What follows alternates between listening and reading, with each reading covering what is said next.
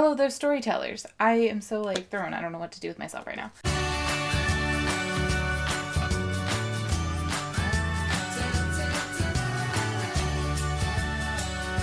Hello there, storytellers, and welcome to another video. You can tell I'm really enjoying this lip color because I've done multiple videos with it. This is the 6th list in my 52 lists for happiness by Moorea Seal. Feeling good.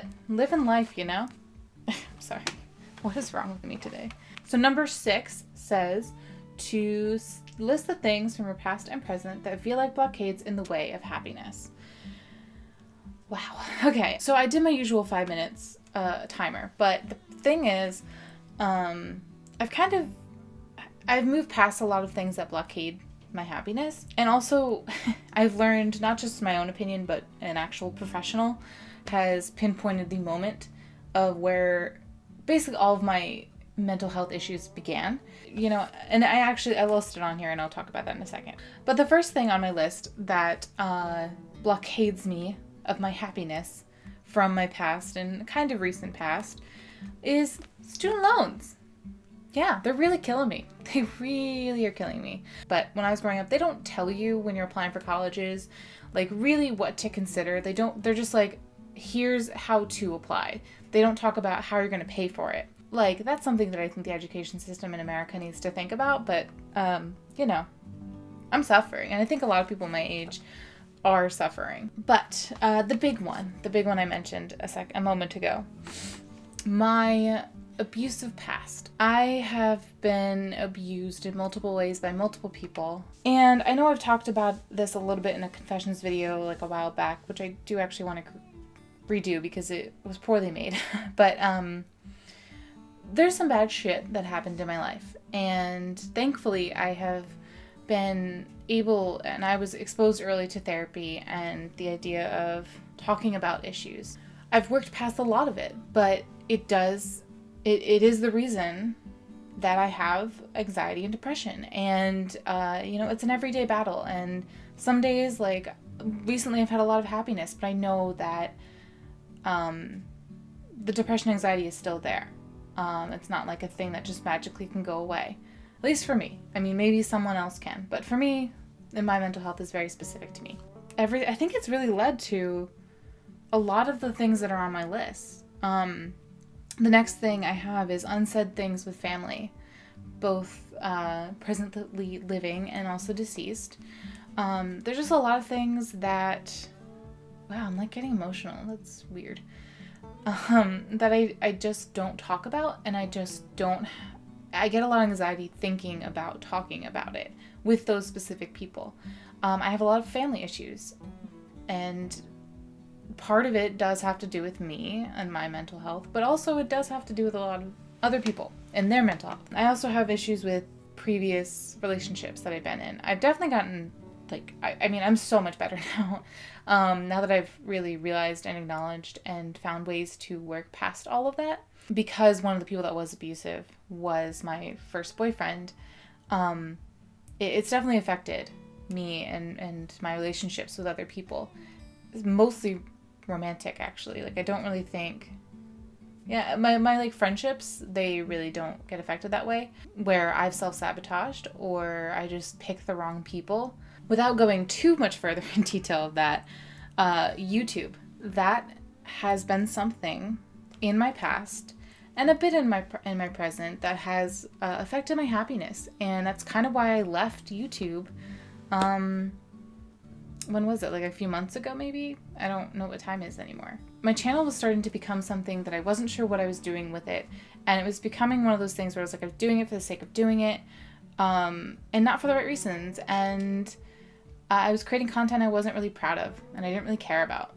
Yesterday I watched Mortimer's video, who is Susie. She's affiliated with Game Grumps. Her name is Susie. If you don't really know who she is, there you go, a small blurb. She has a gaming channel and she also has a personal channel. And it's been a year since she posted on her personal channel and she was explaining why, and it made so much sense. And it I'm still processing it, so I'm getting choked up about it. It was such a powerful thing for a YouTuber who's big like that to really be honest and open about why she left in the first place, and that it made her judge herself more harshly.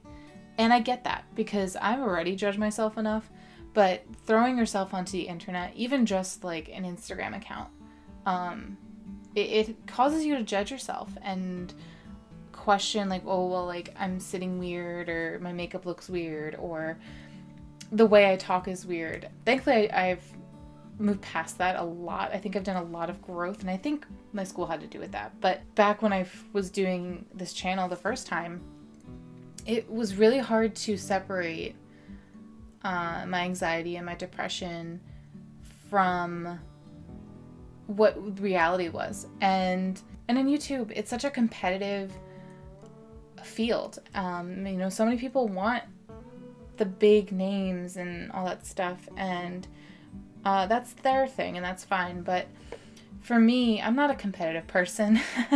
I'm really not.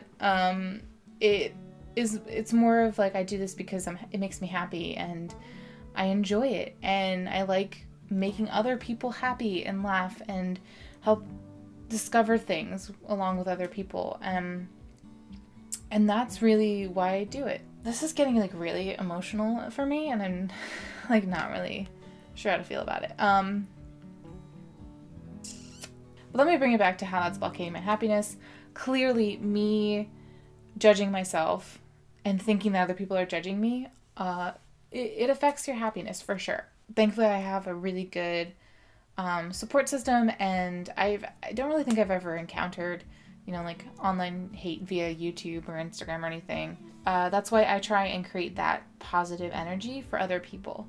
So like anytime I see a YouTuber that I like, or just a person I know or like, I'm sure to send them some positive vibes if they're going through something or whatever it may be. But yeah, on to a little bit less emotional things. My final thing on my list was my unfinished novel. That is also blockading my happiness, and I didn't realize it.